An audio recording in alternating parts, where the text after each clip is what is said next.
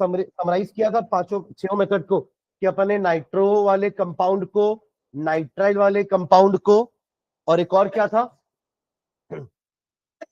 Amide, इन तीनों को हमने क्या किया था, रेड्यूस किया था, और हमें मिल गया था NH2 एंड NH2। ये पहले तीन प्रोसेस हो गए, है ना। अमाइड का एक प्रोसेस और देखे थे जो कि हॉफमैन नाम से था। हॉफमैन का क्या हो रहा था, डिग्रेडेशन करवा रहे थे ना अपन। जो भी अमाइड है आपका RCONH2, उसमें एक कार्बन माइनस करके हमें क्या मिलने वाला है, अमाइन मिलने वाला है। तभी नाम में डिग्रेडेशन वर्ड इसलिए यूज किए थे, क्योंकि एक कार्बन क्या हो रहा है, कम हो रहा है, डिग्रेड हो रहा है। और ऐसे ही हॉफमैन का अपन ने एक प्रोसेस और देखा था, पर वो किसके साथ था, अल्किल हालाइड का अमोनिया के साथ। तो ये रिएक्शन भी हम पढ़े हैं, न्यूक्लियोफिलिक सब्स्टिट्यूशन ही है ये। अमोनिया क्या एक तरह का न्यूक्लियोफाइल है जो जाकर के हमारे अल्किल हालाइड पे अटैक कर रहा है, और एक एक करके 1 डिग्री 2 डिग्री 3 डिग्री क्वार्टरनरी तक बन रहा था, याद है। इट ऑल डिपेंड्स कि अगर आपने ये ज्यादा क्वांटिटी में लिया है तो 1 degree amine will be the major product, और अगर आपने ये बहुत ज्यादा क्वांटिटी में लिया हुआ है तो quaternary will be the major product. And last process क्या देखे थे अपन, Gabriel phthalimide. Gabriel phthalimide reaction देखे थे, जिसमें अपन ने क्या बनाया था, 1 डिग्री अमाइंस बनाए थे। दो तीन स्टेप किए थे। पहले उसमें क्या किए थे, KOH ऐड करा करके उसका पोटेशियम थालामाइड बनाए थे। उसके बाद हमने एक सूटेबल, ऐसा वर्ड लिखा था हमने, सूटेबल अल्किल हालाइड, क्योंकि 1 डिग्री अल्किल हालाइड लेना है, क्योंकि यहां भी क्या होने वाला, न्यूक्लियोफिलिक सब्स्टिट्यूशन। तो 1 डिग्री अल्किल हालाइड लेंगे, SN2 मैकेनिज्म से न्यूक्लियोफिलिक सब्स्टिट्यूशन होगा, एंड आपको मिलेगा N सब्स्टिट्यूटेड थालामाइड। मिला था N सब्स्टिट्यूटेड थालामाइड। और फिर आखिरी रिएक्शन के बाद, हाइड्रोलिसिस के बाद हमें क्या मिल जाएगा, 1 डिग्री अमाइन। 1 डिग्री अमाइन, और साथ में क्या मिल गया था, थैलिक एसिड फिर से मिल गया था। यही वो थैलिक एसिड है जिससे आपने थालिमाइड बनाया था। तो आप फिर से उसको यूज करके थालिमाइड बना सकते हैं, and the process will continue again again. ठीक है, क्लियर है ये। चलो लास्ट फिजिकल प्रॉपर्टीज अपन लास्ट में देखे थे, कुछ स्टार्ट किए थे क्या फिजिकल प्रॉपर्टीज। चलो आज physical properties and chemical properties start करेंगे। एंड डालेंगे physical properties of amines, physical properties of amines.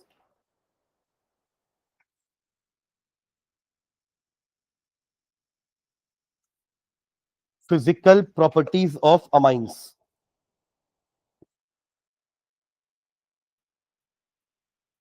हाँ लिखिए, फर्स्ट पॉइंट लिखना है इसमें फिजिकल प्रॉपर्टीज में। पहला point, amines have higher boiling points. Amines have higher boiling points.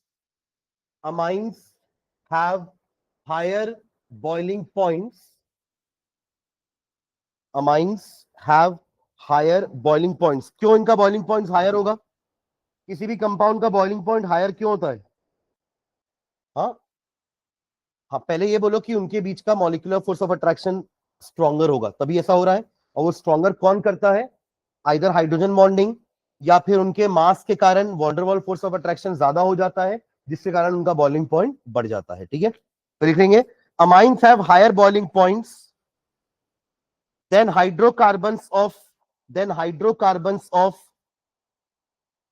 amines have higher boiling points than hydrocarbons of comparable hydrocarbons of comparable molecular masses. Hydrocarbons of comparable molecular masses.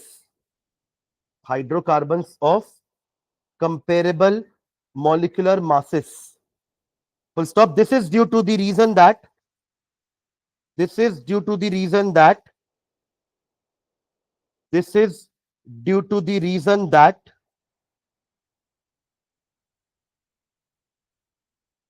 amines being polar, amines being polar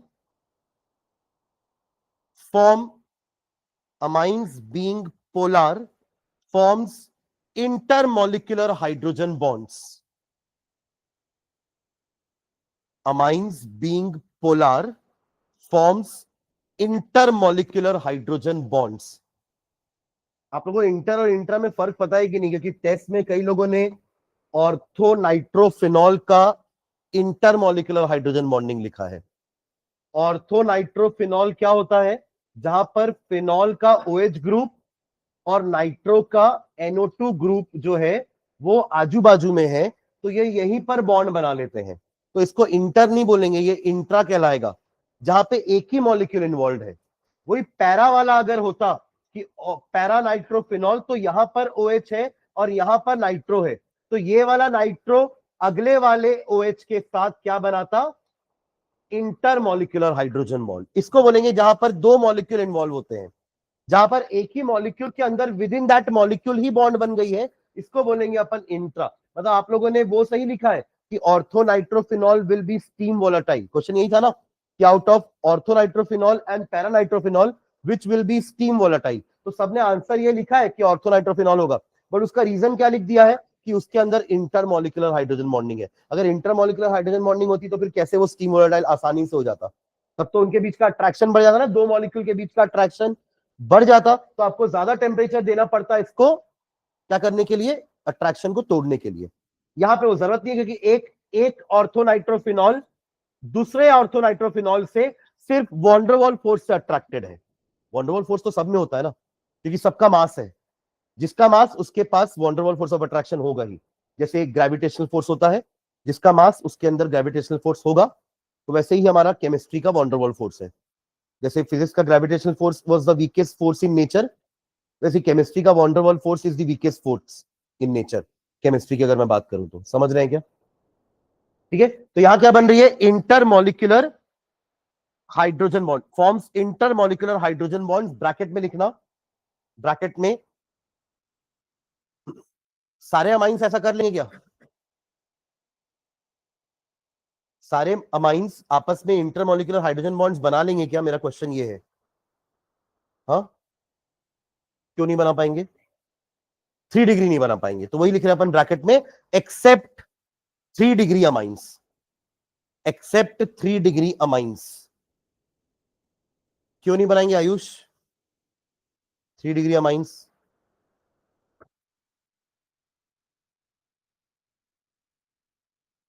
कैसा होता 3 degree amines? NH के तीनों side में, NH के N के, पक्का? मतलब ऐसा कुछ। हाँ, अब ये बताइए हाइड्रोजन बॉन्ड क्यों नहीं बना पाएगा एक और इसके साथ? हाँ,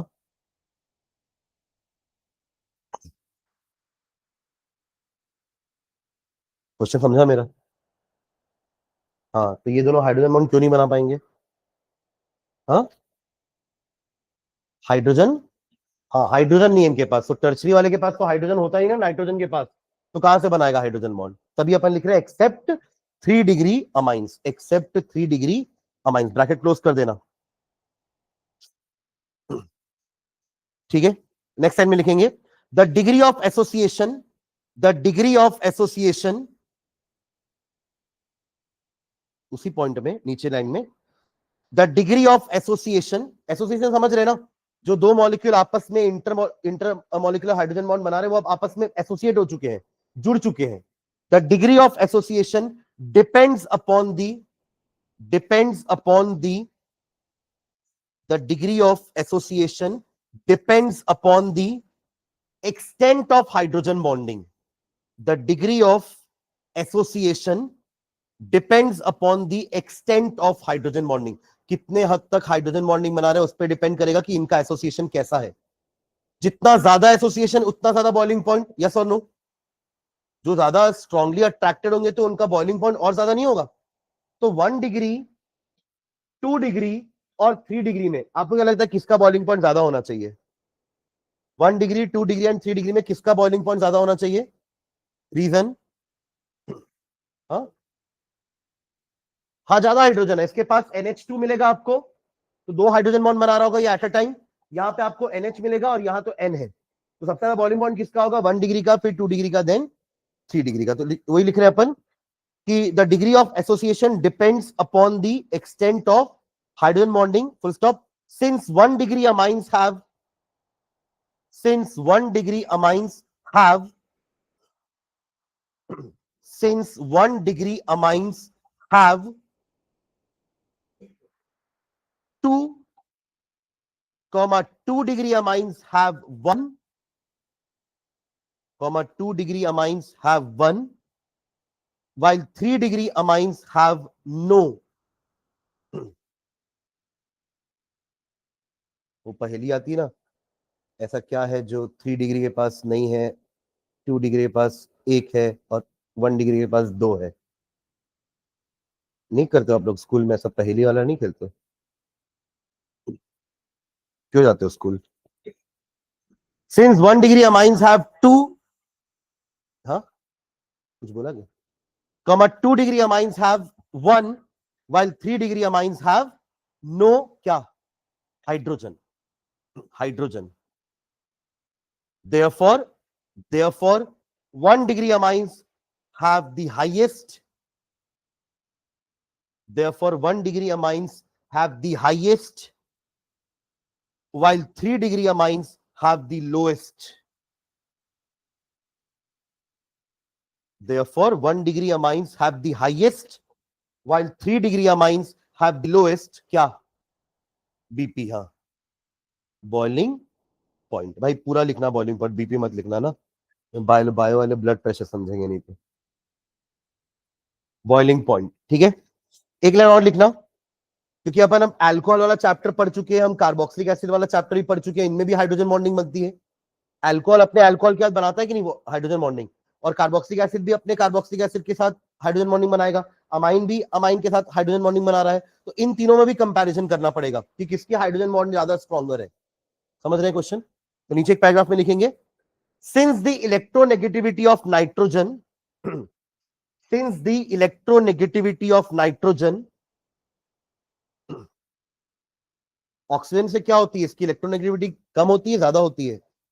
कम होती है ना, कि ऑक्सीजन तो सेकंड मोस्ट है और फर्स्ट मोस्ट तो फ्लोरीन है, नाइट्रोजन इसके बाद ही आएगा, राइट?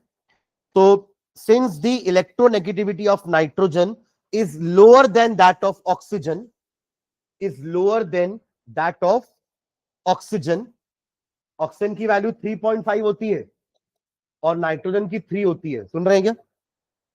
ये 3 और 3.5 क्या है? हाँ, पॉलिंग स्केल की वैल्यूज है ना।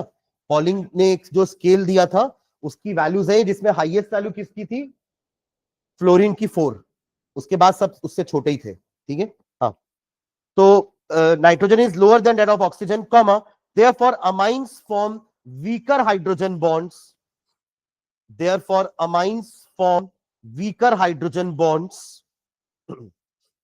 amines form weaker hydrogen bonds as compared to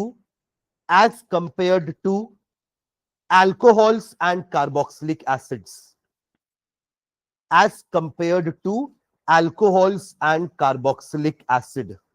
देखो, जितनी ज्यादा इलेक्ट्रोनेगेटिविटी में डिफरेंस आएगा ना, उतना ज्यादा पोलैरिटी होगी, उतना ज्यादा अट्रैक्शन होगा। मतलब देखो, दोनों में हाइड्रोजन ही है, पर एक में ऑक्सीजन है, साथ में दूसरे में नाइट्रोजन है, तो इलेक्ट्रोनेगेटिविटी में ज्यादा डिफरेंस कहां आने वाला है? यहां पर। क्योंकि चलो मान लो हाइड्रोजन की इलेक्ट्रोनेगेटिविटी 1 है, इसकी 3.5 है और इसकी 3 है, तो इसके बीच में डिफरेंस 2 का है और इसके बीच में डिफरेंस 2.5 का है। तो जितना ज्यादा इलेक्ट्रोनेगेटिविटी में डिफरेंस आएगा, उतनी ज्यादा पोलैरिटी आएगी और उतनी ज्यादा वो स्ट्रॉन्गर हाइड्रोजन बॉन्ड्स बनाएगा, ठीक है। ऐसे ही डाइपोल मोमेंट में भी होता है, जितना ज्यादा पोलैरिटी होगा उतना ज्यादा डाइपोल मोमेंट होगा, उतना ज्यादा डाइपोल डाइपोल अट्रैक्शन होगा। डाइपोल डाइपोल अट्रैक्शन समझ रहे हैं ना? एक एंड पॉजिटिव, दूसरा एंड नेगेटिव, ये एक डाइपोल है, ये अनदर डाइपोल, पॉजिटिव नेगेटिव आपस में अट्रैक्ट करेंगे। मतलब हाइड्रोजन बॉन्ड नहीं बनेगी तो पॉजिटिव नेगेटिव के बीच में क्या बनेगा? Dipole dipole attractions. इस तरीके से मॉलिक्यूल्स एक दूसरे से अट्रैक्टेड रहते हैं। वॉन्डरवॉल फोर्स तो सभी में है, हर एक मॉलिक्यूल दूसरे मॉलिक्यूल को वॉन्डरवॉल फोर्स ऑफ अट्रैक्शन से तो अट्रैक्ट कर ही रहा है, पर अगर वो मॉलिक्यूल पोलार है तो उसमें डाइपोल डाइपोल अट्रैक्शन भी आ सकता है। अगर वो पोलार है और उसके पास हाइड्रोजन के साथ नाइट्रोजन, ऑक्सीजन या फ्लोरीन है, तो वहां पे हाइड्रोजन बॉन्ड भी आ सकती है। समझ रहे हैं मैं क्या बोल रहा हूं? ठीक है, दिस इज हाउ एक मॉलिक्यूल दूसरे मॉलिक्यूल से अट्रैक्टेड रहता है। तो लिख लिए weaker hydrogen bond as compare to alcohol and carboxylic acid. तो जाहिर सी बात है, अगर हाइड्रोजन बॉन्ड वीकर है तो इनका बॉइलिंग पॉइंट कम होने वाला है। अमाइंस का बॉइलिंग पॉइंट क्या होने वाला है?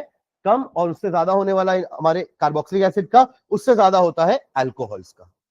ऐसा ही क्वेश्चन एक टेस्ट में भी था ना, आपको अल्कोहल्स, एल्केन और ईथर, एल्डिहाइड्स, ये सब दिए हुए थे और आपको इसको अरेंज करना था इन the order of increasing boiling point. जैसे एक क्वेश्चन था जिसमें मीथेनल, इथेनल, प्रोपेनल, ब्यूटेनल, फिर butane 2 all and pentane 1 all, ये 6 कंपाउंड्स दिए हुए थे। सुन रहे क्वेश्चन? ये अल्कोहल का चैप्टर का क्वेश्चन था ना, इसलिए उसमें आपको एल्डिहाइड्स भी सॉरी क्या दिए हुए थे, एल्केन्स दिए हुए थे और अलग अलग अल्कोहल दिए हुए थे। तो अगर मीथेनॉल, इथेनॉल, प्रोपेनॉल, ब्यूटेनॉल, इन चारों में कंपैरिजन करना होगा तो सब में अंतर क्या है? कार्बन का। सब में अंतर क्या है? सभी हाइड्रोजन बॉन्ड बनाएंगे बट कार्बन का फर्क होने के कारण मास में फर्क आएगा। समझ रहे हैं क्या? मास में फर्क आएगा तो जिसका मास ज्यादा उसकी हाइड्रोजन बॉन्ड क्या होगी, उसकी sorry one double force of attraction क्या होगा? ज्यादा होने वाला है। तो जैसे जैसे अपन मीथेनॉल से इथेनॉल जा रहे हैं बॉइलिंग पॉइंट बढ़ता जाएगा, इथेनॉल से प्रोपेनॉल बॉइलिंग पॉइंट बढ़ेगा, प्रोपेनॉल से ब्यूटेनॉल बॉइलिंग पॉइंट बढ़ेगा। फिर यहाँ पे आ गए थे butane 1 all and butane 2 all, तो यहाँ पे ब्रांचिंग हो गई, तो ब्रांचिंग के कारण सरफेस एरिया कम हो जाएगा, बॉइलिंग पॉइंट कम हो जाएगा, तो ब्यूटेन 2 ऑल पहले आ जाएगा, ब्यूटेन 1 ऑल बाद में आ जाएगा। एंड फाइनली लास्ट वाला हमारा पेंटेन 1 ऑल, जिसमें सबसे ज्यादा कार्बन है, मास सबसे ज्यादा है, one double force of attraction सबसे ज्यादा होगा, तो बॉइलिंग पॉइंट सबसे ज्यादा होने वाला है। समझ रहे हैं क्या? ठीक है, चलो नेक्स्ट अगला लिखना सॉल्युबिलिटी। ये तो हो गया बॉइलिंग पॉइंट। नेक्स्ट प्रॉपर्टी लिखना फिजिकल प्रॉपर्टीज में सॉल्युबिलिटी। सॉल्युबिलिटी, हाँ इसमें लिख लो all the 3 classes of aliphatic amines. होगा ये पानी में सॉल्युबल? अरे जब आपस में हाइड्रोजन बॉन्ड बना रहे तो पानी क्या भी बनाएगा? सुन रहे हैं ना?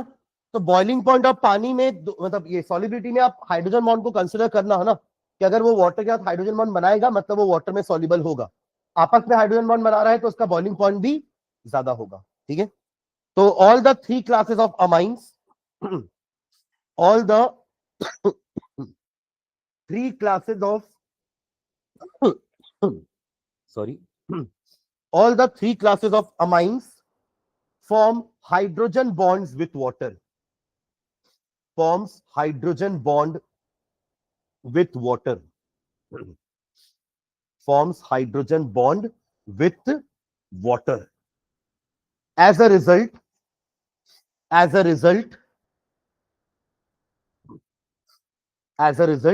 lower aliphatic amines, हमने हर में ऐसा ही लिखा है कि लोअर वाले डिसॉल्व होंगे, हायर वाले नहीं हो पाएंगे, क्योंकि जैसे जैसे मॉलिक्यूल बड़ा होते जा रहा है हाइड्रोजन बॉन्डिंग की एक्सटेंट कम होती जा रही है। ठीक है, lower aliphatic amines are soluble in water, are soluble in water.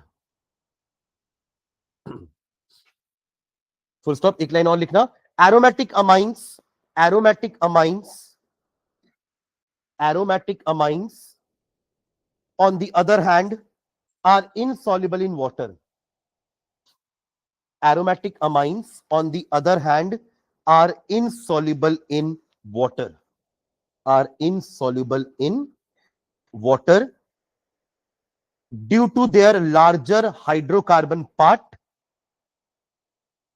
Due to their larger hydrocarbon part, which tends to retard, due to their larger hydrocarbon part, which tends to retard the formation of hydrogen bonds. The formation of hydrogen bonds. The formation of hydrogen bonds. ठीक है, चलिए next line आ रहा है chemical properties. Chemical properties of amines, chemical properties of amines, chemical properties of amines. First property लिख लो इसका, basic nature. First property basic nature, जैसे ammonia was a Lewis base, ये भी क्या होंगे? एक तरह के लुईस बेस, क्योंकि बने तो ये भी अमोनिया से ही है। तो बेसिकली लुईस बेस अमोनिया को बना कौन रहा था? नाइट्रोजन में प्रेजेंट वो लोन पेयर। लुईस के हिसाब से बेसिस क्या होते हैं? They are electron donors. And acids कौन होते हैं? जो इलेक्ट्रॉन एक्सेप्ट करते हैं। जैसे हमारा AlCl3 था, BF3 था, FeBr3 था, these all are Lewis acids. सबके सेंट्रल एटम में इलेक्ट्रॉन्स की कमी है, तो सबको इलेक्ट्रॉन चाहिए, तो electron acceptors are Lewis acids and electron donors are Lewis bases. ठीक है, तो जैसे अमोनिया के पास लोन पेयर था, वैसे ही RNH2 में भी N के पास क्या है, लोन पेयर प्रेजेंट है, तो ये भी एक बेस होगा। समझ रहे हैं क्या? जिसको हम वाटर में मिक्स करेंगे। देखो हमें पता है एसिड और बेस अपना एसिडिक नेचर बेसिक नेचर कब शो करते हैं, पानी में जाने के बाद। पानी में जाने के बाद दे लिबरेट H पॉजिटिव आयन या OH नेगेटिव आयन। तो जैसे ये पानी में गया तो RNH3 का पॉजिटिव एंड OH नेगेटिव अलग हो जाएगा। याद करेंगे एक और कंसेप्ट एसिड का, बेस का, कि bases are proton acceptors, acids are proton donors. Bronsted Lowry concept, ये ब्रॉन्स्टेड लॉरी का कंसेप्ट था कि acids are proton donors, bases are proton acceptors. तो वाटर यहां पे एसिड की तरह बिहेव कर रहा है, ये हम 11th में ही पढ़ चुके थे। 10th में हम बोलते थे कि वाटर न्यूट्रल होता है, न्यूट्रल होता है, बट 11th में आने के बाद हमारा वो मिसकंसेप्शन खत्म हो गया था। वाटर बेसिकली एम्फोटरिक होता है। क्या होता है? एम्फोटरिक। अगर उसके सामने एक एसिड आया है तो वो बेस की तरह बिहेव करके उससे प्रोटॉन एक्सेप्ट करेगा, और अगर उसके सामने एक बेस है तो उसको वो प्रोटॉन दे करके खुद एसिड की तरह बिहेव करेगा। Proton donor acid, proton acceptor base. समझ में आ रहा है क्या? ये इक्वेशन समझ में आया आपको?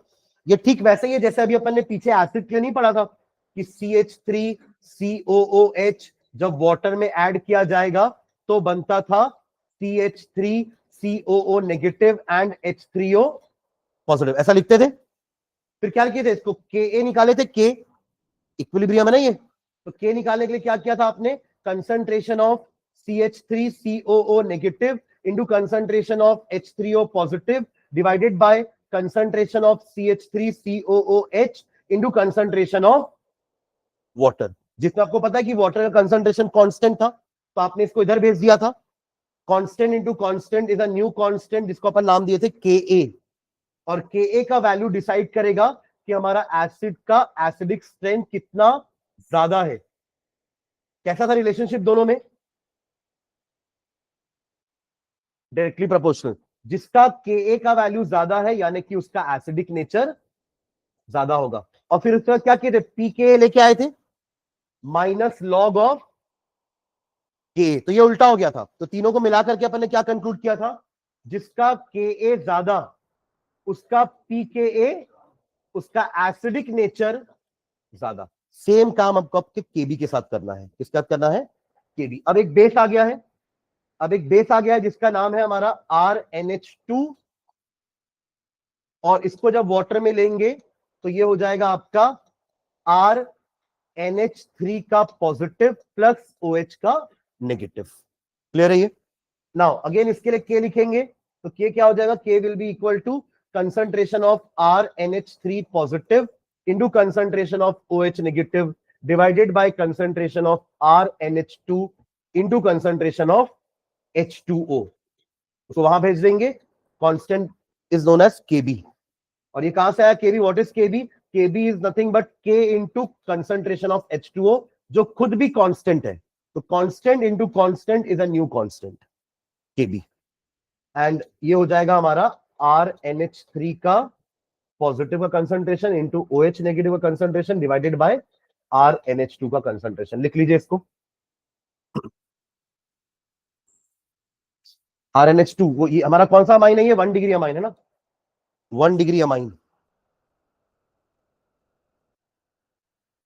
पहला लिखे ना, बेसिक, बेसिक नेचर। हाँ, फर्स्ट क्या लिखे, बेसिक नेचर, उसके अंदर ये लिखना है ना, बेसिक नेचर।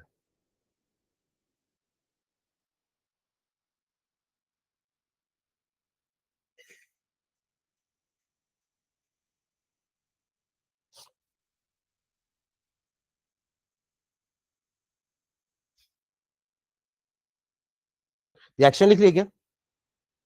हाँ,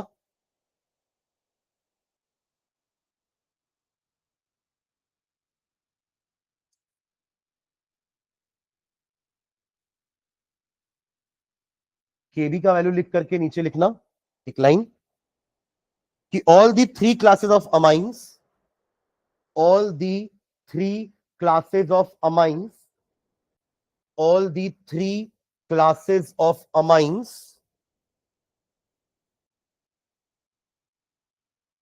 all the three classes of amine मतलब वही 1 degree 2 degree 3 degree, all the three classes of amines,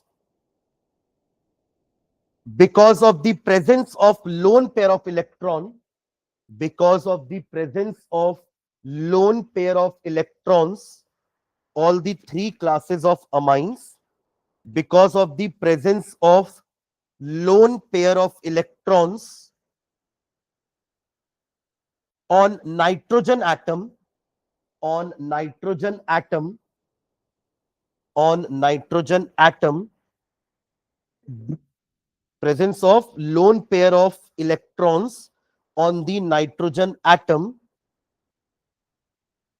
presence of lone pair of electrons on the nitrogen atom, behave as Lewis base, behave as Lewis base, behave as Lewis base, full stop. Due to the formation of hydroxide ion, base इसलिए तो बोल रहे क्योंकि पानी में जाने के बाद इसने क्या लिबरेट किया है, OH negative.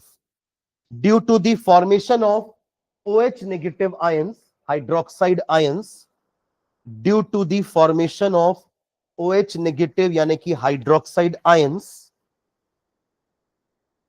the aqueous solutions of amines are, the aqueous solutions of amines are, the aqueous solutions of amines are basic in nature, basic in nature, basic in nature. Kb का नाम क्या होगा? What is Kb? Ka क्या था?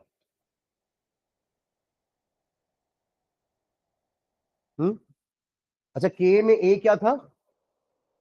चलो इतना तो पता है. और K क्या था? Equilibrium constant. और वो रिएक्शन में क्या हो रहा था? डिसोसिएशन. अभी भी डिसोसिएशन हो रहा है, तो इसको नाम दिया था अपन ने डिसोसिएशन कांस्टेंट ऑफ एसिड. तो ये हो जाएगा डिसोसिएशन कांस्टेंट ऑफ बेस. ठीक है, तो नीचे लिखना where Kb is called the dissociation constant of base, dissociation constant of base, dissociation constant of base. देखो ये इसका मीनिंग क्या था, K या Ka का या Kb का. हम ये बोलते हैं ना कि इक्विलिब्रियम में आने के बाद concentration of product and reactant constant हो जाते हैं. यस और नो? यही तो डेफिनेशन है इक्विलिब्रियम की, कि जब एक रिएक्शन इक्विलिब्रियम अचीव कर लेता है तो उसके बाद उसके प्रोडक्ट का कंसंट्रेशन कांस्टेंट हो जाता है और रिएक्टेंट का कंसंट्रेशन भी कांस्टेंट हो जाता है. ये समझ में आ रहा है क्या बोल रहा हूं मैं? बट दैट डजंट मीन कि रिएक्शन हो नहीं रहा है. इक्विलिब्रियम एक डायनामिक प्रोसेस होता है, अभी भी हो रहा है, बट फॉरवर्ड रिएक्शन और बैकवर्ड रिएक्शन की स्पीड सेम हो चुकी है. जितने देर में ये दोनों रिएक्ट करके इन दोनों को बना रहे हैं, उतनी ही देर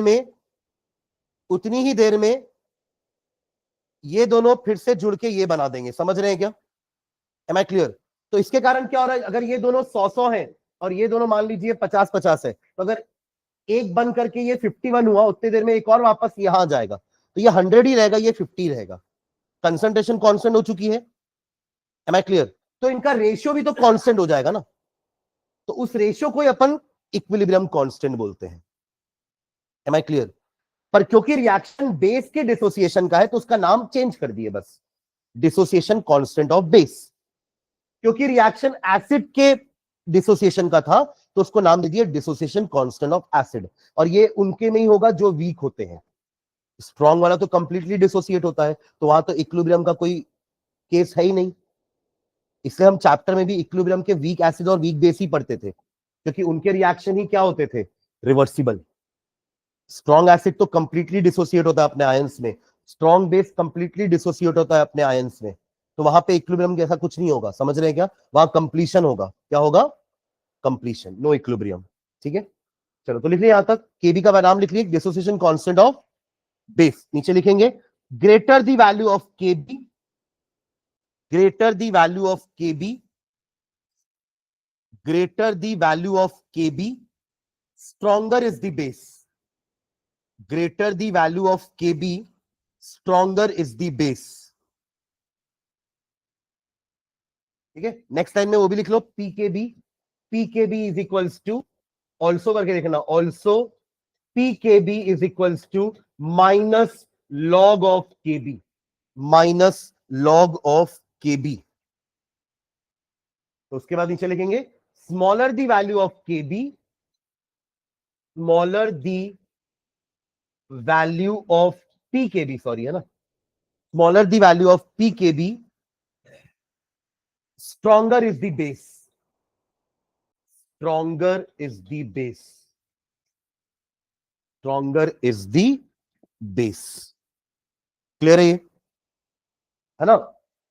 जिसका के भी बड़ा होगा उसका पी के भी छोटा होगा, और के भी बड़ा है तो बेस स्ट्रॉन्गर होगा। ठीक है, ओके। अब जैसे आपको याद है हमने अल्कोहल पढ़ते समय एसिडिक नेचर को कंपेयर किया था ना, 1 डिग्री 2 डिग्री और 3 डिग्री का, इफ यू रिमेंबर। हमने पहले अल्कोहल को वाटर से कम एसिडिक बताया कि वाटर ज्यादा एसिडिक है अल्कोहल से, सुन रहे? Water is more acidic than alcohol. Then among 1 degree 2 degree 3 degree कौन ज्यादा एसिडिक था? अमंग 1 डिग्री 2 डिग्री ये था ना हमारा RCH2OH, R2CHOH, R3COH। कौन ज्यादा एसिडिक था? रीजन, हाँ, जितने ज्यादा आप देखो, जितने ज्यादा आप R ग्रुप रखोगे ना उस कार्बन पर जिसमें ऑक्सीजन लगा है, तो वो क्या करेगा, प्लस आई इफेक्ट के कारण इलेक्ट्रॉन डेंसिटी बढ़ा देगा ऑक्सीजन के पास, उससे H को निकलने में मुश्किल होगी। तो वहां पे अपन क्या बोलते थे कि H जितना जल्दी निकलेगा उतना अच्छा वो एसिड होगा, राइट? उतना स्ट्रॉन्गर वो एसिड होगा। Am I clear? अब अपन ने बेस को कैसे डिफाइन किया, लुईस बेस को, कि जिसके पास जो इलेक्ट्रॉन डोनर होगा, bases are, Lewis bases are electron donors, तो जिसके पास ज्यादा इलेक्ट्रॉन होगा वो ज्यादा बेसिक होगा, हाँ या ना? तो इस केस में आपका RNH2, RNH एंड RN, इन तीनों में ज्यादा बेसिक कौन होना चाहिए? कैसे? ज्यादा हाइड्रोजन तो क्या होगा, ज्यादा हाइड्रोजन बॉन्डिंग होगी ना उसकी। जितने ज्यादा अल्किल ग्रुप उतना ज्यादा इलेक्ट्रॉन इसको नहीं मिलेगा, जितना ज्यादा इलेक्ट्रॉन उतना ज्यादा वो डोनेट करेगा, उतना ज्यादा वो बेसिक होगा। तो यहां पे उल्टा हो जाएगा, 3 degree is more basic than 2 degree is more basic than 1 degree. ठीक है, is more basic than ammonia. Ammonia के पास तो एक भी आर नहीं है, अमोनिया के पास एक आर है क्या? बाकियों के पास एटलीस्ट 1 2 या 3 आर तो है, तो उनमें ज्यादा इलेक्ट्रॉन डेंसिटी बढ़ती जाएगी। तो आर का काम है इलेक्ट्रॉन डोनेट करना, प्लस आई इफेक्ट। तो वहां पर plus I effect acidic nature को कम कर रहा था, यहां पर plus I effect basic nature को बढ़ा रहा है। समझ में आ रहा है दोनों में डिफरेंस? क्योंकि एक में हम एसिडिक नेचर कब शो करते थे कि कितना जल्दी H पॉजिटिव निकलेगा, और इलेक्ट्रॉन उन H पॉजिटिव को जल्दी निकलने नहीं दे रहा था, तो इसलिए एसिडिक नेचर कम होता जा रहा था। और यहां पे अपन ये बोल रहे हैं कि Lewis bases are electron donors, तो जितना इलेक्ट्रॉन उसको मिलेगा उतना वो डोनेट करेगा, उतना ज्यादा वो बेसिक होगा। और इलेक्ट्रॉन उसको कौन देने वाला है? आर। तो जितने ज्यादा आर ग्रुप उतना ज्यादा इलेक्ट्रॉन डेंसिटी, उतना ज्यादा वो बेसिक हो जाएगा। समझ रहे हैं क्या? ठीक है, तो नीचे लिखेंगे, फर्स्ट पॉइंट करके लिखना, ये पहला ही प्रॉपर्टी चल रहा है अपना ना, बेसिक नेचर। हाँ, इसमें पहला पॉइंट लिखना, first point, aliphatic amines are stronger bases than ammonia. Aliphatic amines are stronger bases than ammonia. ये लाइन समझ में आई क्या लिखे? मतलब पहले अपन 1 डिग्री 2 डिग्री 3 डिग्री को अमोनिया से कंपेयर कर रहे हैं, फिर इन तीनों को आपस में कंपेयर करेंगे। Aliphatic amines are stronger bases than ammonia, hyphen डाल के लिखो, this is due to the reason that This is due to the reason that alkyl groups are electron donating groups. Alkyl groups are electron donating groups. Full stop. As a result,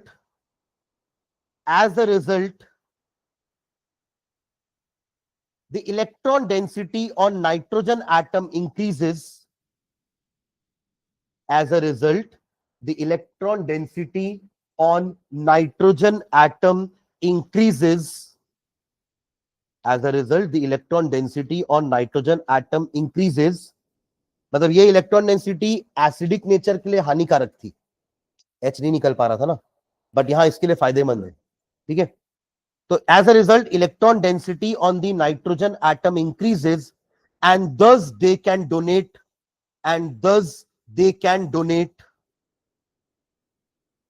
the lone pair of electrons. Thus they can donate the lone pair of electrons more easily than ammonia. More easily than ammonia. चारों का structure बनाएंगे, ammonia का, then 1 degree का, और ऐसे ही 2 degree and 3 degree, और ऐसा sign बना देना, बना लीजिए। 2 डिग्री 3 डिग्री बन जाएगा। आर से इलेक्ट्रॉन नाइट्रोजन की तरफ डायरेक्ट जरूर करना ना वो एरो, अगले वाले में 2 एरो बनेगा और आखिरी वाले में तीनों तरफ एरो बनेगा नाइट्रोजन की तरफ। सुन रहे हैं क्या? तो अमोनिया से 3 degree amine is more basic than 2 degree, is more basic than 1 degree, is more basic than ammonia. ये हमारा कंक्लूजन निकला है अभी तक। ठीक है,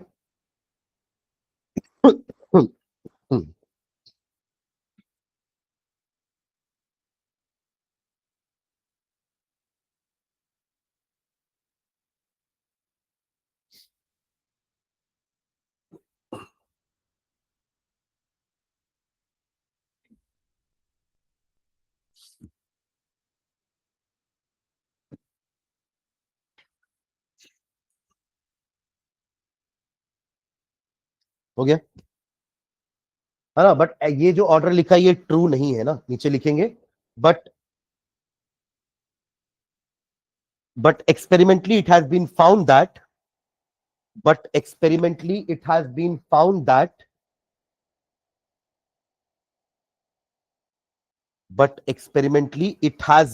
found that in aqueous solution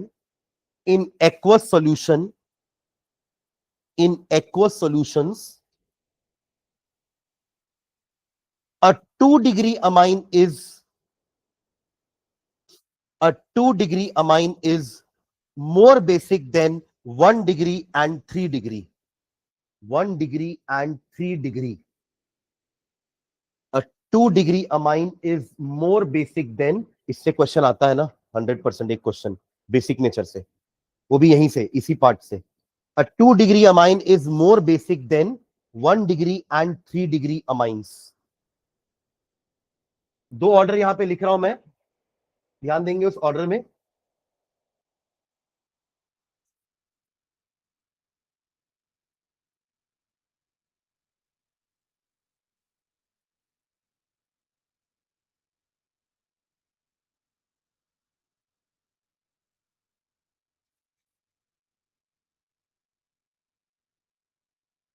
ये एक ऑर्डर लिखो।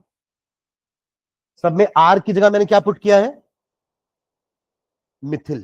क्या है? मिथिल CH3। ये वाला कौन सा डिग्री अमाइन है?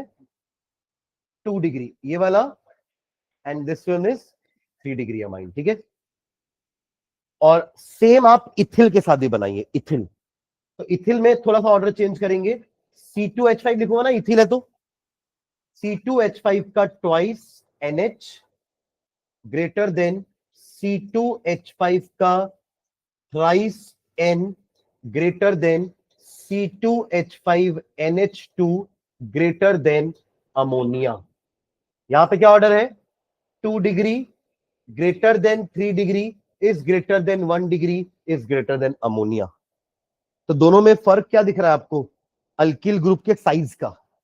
और अल्किल ग्रुप का साइज बड़ा होगा तो स्टेरिक हिंड्रेंस बढ़ेगा, स्टेरिक हिंड्रेंस बढ़ेगा ना। ठीक है, तो इन दोनों को कंपेयर करते हैं कि ऐसा ऑर्डर क्यों है कि अगर अल्किल ग्रुप छोटा है तो ऑर्डर होगा 213, और अगर अल्किल ग्रुप बड़ा है तो ऑर्डर हो जाएगा 231।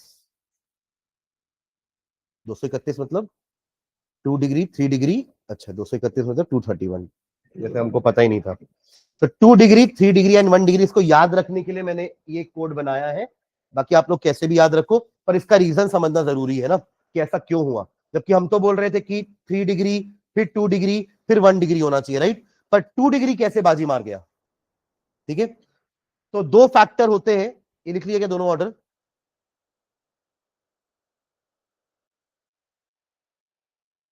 डन।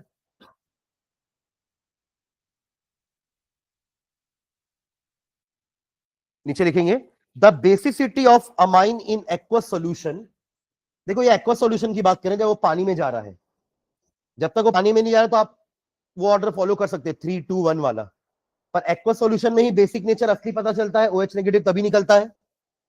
तो the basicity of an amine in aqueous solution, the basicity of an amine in aqueous solution primarily depends upon the basicity of an amine in aqueous solution, primarily depends upon the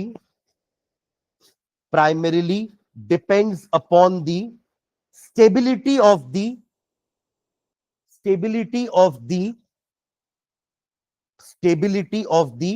ammonium cation,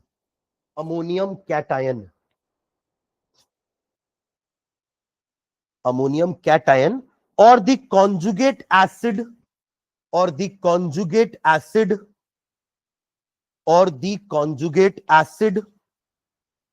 formed by accepting a proton, or a conjugate acid formed by accepting a proton from water.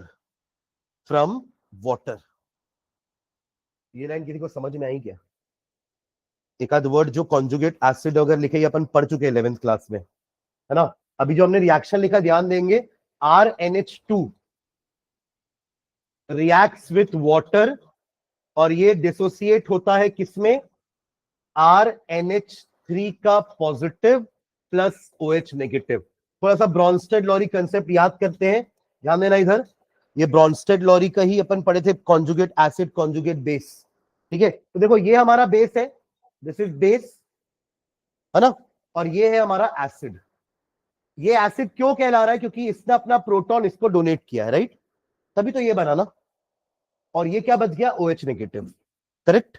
तो उस हिसाब से Bronsted Lowry के हिसाब से H2O acid हुआ क्योंकि इसने प्रोटॉन डोनेट किया है। Am I clear. और ये बेस हुआ क्योंकि इसने प्रोटॉन एक्सेप्ट किया। यहां तक क्लियर है। अगर आप इस रिएक्शन को उल्टा देखो तो RNH3 प्लस से RNH2 बना ना, बाय डोनेटिंग प्रोटॉन, और OH नेगेटिव से H2O कैसे बना, बाय एक्सेप्टिंग प्रोटॉन। तो उस केस में ये हो गया हमारा एसिड, क्योंकि इसने अपना प्रोटॉन इसको डोनेट किया, तब तो ये वाटर बन पाया, और ये हो जाएगा हमारा बेस।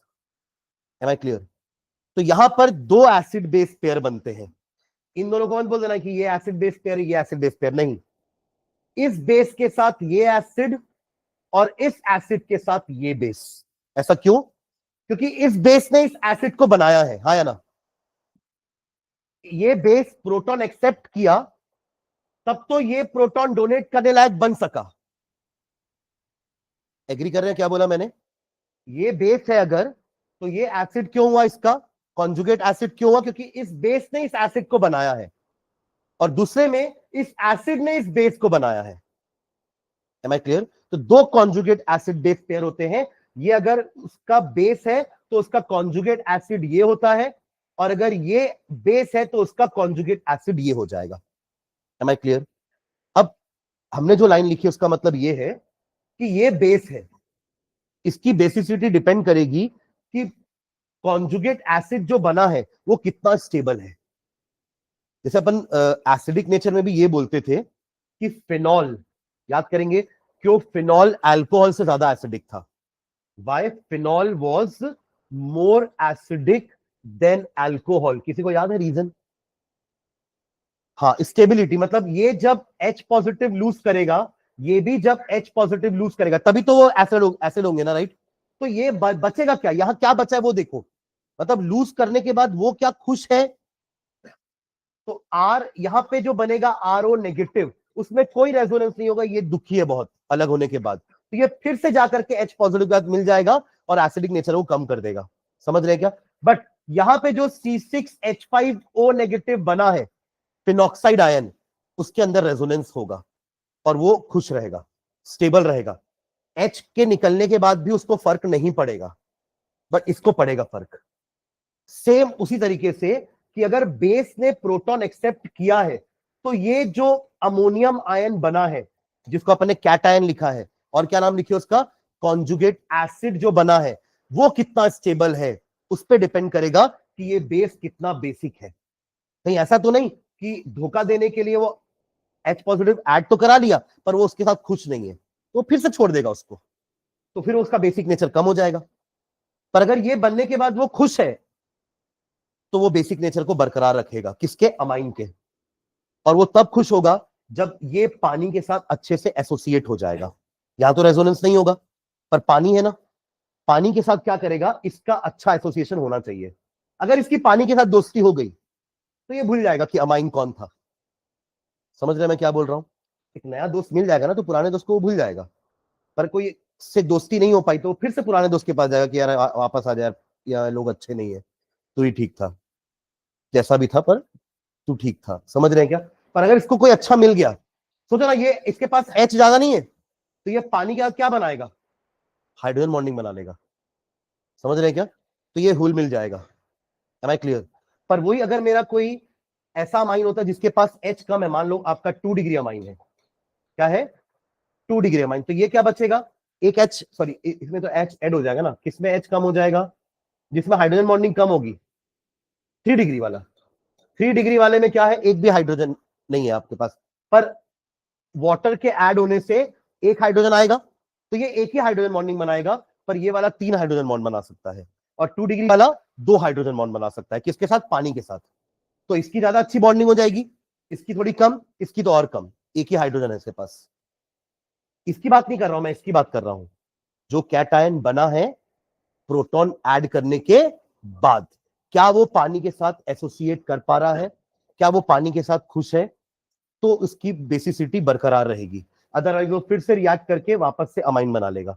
समझ रहे हैं क्या? ये लाइन फिर से पढ़ो, क्या लिखा है आपने, कि the basicity of amine in aqueous solution primarily depends upon the stability of the ammonium cation. ये है वो अमोनियम कैटायन जो बन रहा है, अमोनियम कैटायन, या उसको एक और नाम क्या दिए, कॉन्जुगेट एसिड, क्योंकि वो उस बेस से बना है, इसलिए वो उस बेस का कॉन्जुगेट एसिड है ना।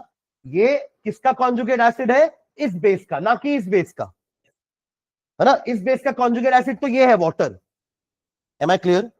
ठीक है, तो bye accepting a proton from water, full stop. अब उसकी स्टेबिलिटी किस पे डिपेंड करती है, किसकी स्टेबिलिटी, इसकी स्टेबिलिटी।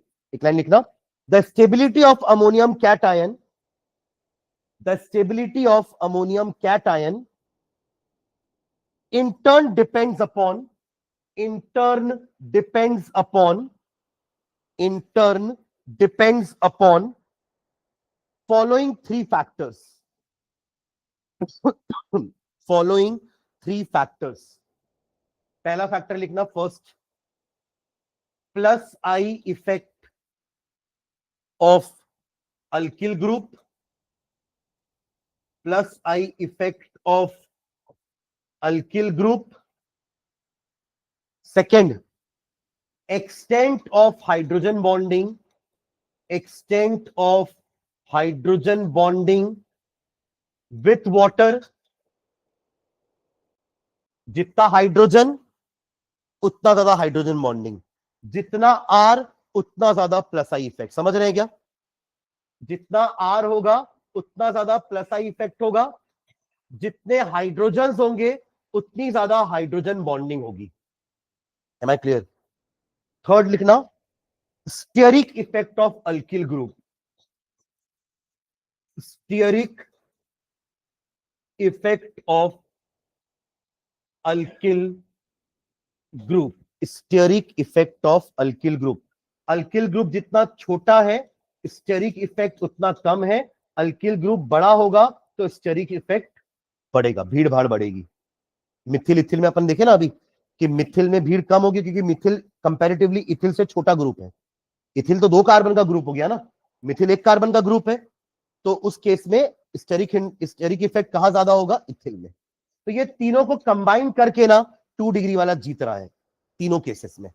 कैसे, नीचे लाइन में लिखना, एज द नंबर ऑफ, पहले हम फर्स्ट केस डिस्कस कर रहे हैं, ठीक है, पहला वाला case, as the number of alkyl group increases, as the number of alkyl group increases, as the number of alkyl group increases, the dispersal of the positive charge, the dispersal of the positive charge, the dispersal of the positive charge on the ammonium cation, the dispersal of the positive charge on the ammonium cation by the plus I effect of alkyl group, by the plus I effect of alkyl group increases, increases, increases। देखिए 1 degree वाला ammonium cation कैसा बनाएगा, RNH3 का 1 positive, yes और no. 2 degree वाला कैसा बनाएगा, RNH2 का 1 पॉजिटिव। मैं R2 लिख देता, एक ही मतलब है, R को स्प्रेड करके लिखा ना ताकि आपको दोनों R दिखे। और 3 डिग्री वाला जो होता ऐसा है, पर ये बनाएगा कैसा कैटायन, एक H ऐड करा रहा हूं मैं, सब अब देख लो, सब में मैं एक H ऐड करा रहा हूं। RNH2 से ये कैसे बना, एक प्रोटॉन एक्सेप्ट करके। R2NH से 2 डिग्री अमाइन से ये कैसे बना, एक प्रोटॉन एक्सेप्ट करके। लाइकवाइज R3N से कैटायन क्या बनेगा, जल्दी बताओ, R3NH पॉजिटिव, हाँ या ना, अरे समझ रहे हैं ना, किसमें प्लस आई इफेक्ट ज्यादा होगा, 3 डिग्री वाले में। तो यहां अपन ने ये लिखा है कि ये जो पॉजिटिव आयन आया है ना नाइट्रोजन के ऊपर, उसको इसके इलेक्ट्रॉन क्या कर देंगे, नलिफाई कर देंगे। सांत्वना दे रहे हैं ना, उसको पॉजिटिव आया तो उसको नेगेटिव देके न्यूट्रलाइज कर रहे हैं, शांत हो जा, कुछ नहीं होगा, वापस आएगा वो, है ना। फिर ये यहां पे भी इसको वही करने की कोशिश कर रहे हैं और यहां पे भी इसको यही करने की कोशिश कर रहा है ना। मतलब एक ऐसा दोस्त आ जाता है हमारी जिंदगी में जो हमें क्या कर रहा है, शांत कर रहा है कि भाई कुछ नहीं होता, वापस आएगी, ठीक है। तो अगर ज्यादा होंगे अच्छे दोस्त तो जल्दी आप खुश हो जाओगे, वापस अपनी नॉर्मल लाइफ में जाओगे, और कम होंगे तो आप डिप्रेशन में चले जाओगे। समझ रहे हैं क्या। तो इस केस में कौन जल्दी स्टेबल हो रहा है, 3 डिग्री वाला। तो यहाँ पे 3 degree is more basic than 2 degree is more basic than 1 degree. समझ में आ रही क्या बात। अभी अपन पहला केस डिस्कस कर रहे हैं कि अल्किल ग्रुप के जितना ज्यादा अल्किल ग्रुप होगा उतना ज्यादा प्लस आई इफेक्ट, उतना जल्दी वो हमारे अमोनियम कैटायन को शांत कर पाएंगे अपने इलेक्ट्रॉन डोनेशन से। समझ रहे हैं क्या, ठीक है। तो नीचे लाइन में लिख लो, the basicity of amine should decrease in the order, the basicity of amines should decrease in the order 3 degree greater than 2 degree greater than 1 degree. But this is not the only effect ना, अभी 2 effect और बचा है, सुन रहे हैं क्या। तीनों का मिला के इफेक्ट के कारण सबसे ज्यादा स्टेबल कैटायन जो होगा वो सबसे ज्यादा बेसिक होगा। Am I clear. तो अभी तो हमको लग रहा है कि 3 degree is more basic than 2 is more basic than 1। समझ रहे हैं क्या। पर 3 डिग्री के पास एक नुकसान भी हो रहा है, क्या है वो, number of hydrogen, number of hydrogen जो कि एक ही है, 2 है 3 है। तो हाइड्रोजन बॉन्ड वाले पॉइंट में कौन जीत रहा है, 1 डिग्री वाला। आप समझ रहे हो मैं क्या बोल रहा हूं। मतलब इसने ये बोला कि ठीक है तेरे पास अल्किल ग्रुप ज्यादा है ना, तो तू ज्यादा उड़ मत, ठीक है, मेरे पास हाइड्रोजन ज्यादा है, मैं पानी के साथ दोस्ती बनाऊंगा। तो ये 3 हाइड्रोजन 3 पानी के साथ 3 हाइड्रोजन बॉन्ड बनाएंगे और स्टेबल होने की कोशिश करेंगे। यहां वो हार जाएगा। कौन? 3 डिग्री वाला। तो इस रेस में कौन जीतेगा? आपने देखा दोनों रेस में एक फायदे में था, वो था हमारा, वो एकदम ना लास्ट में भी नहीं गया, एकदम पहले भी नहीं गया, पर दोनों में मॉडरेट था वो, इसलिए फाइनल रेस वही जीता था ना, 231 एंड 213। समझे क्या? है ना? चलो इसके बारे में लिख लेते हैं, लिखो नेक्स्ट पैराग्राफ में। The stability of ammonium cation, the stability of ammonium cation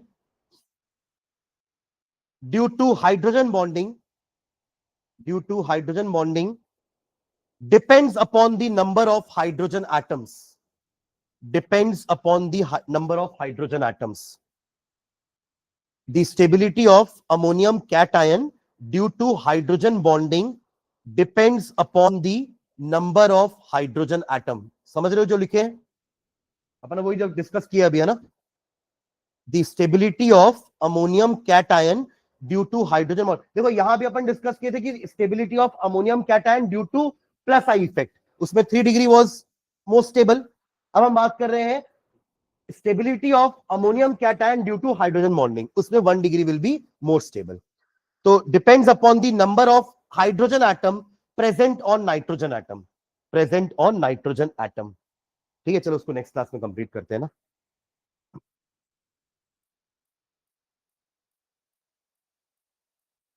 ये बचा है ना अभी।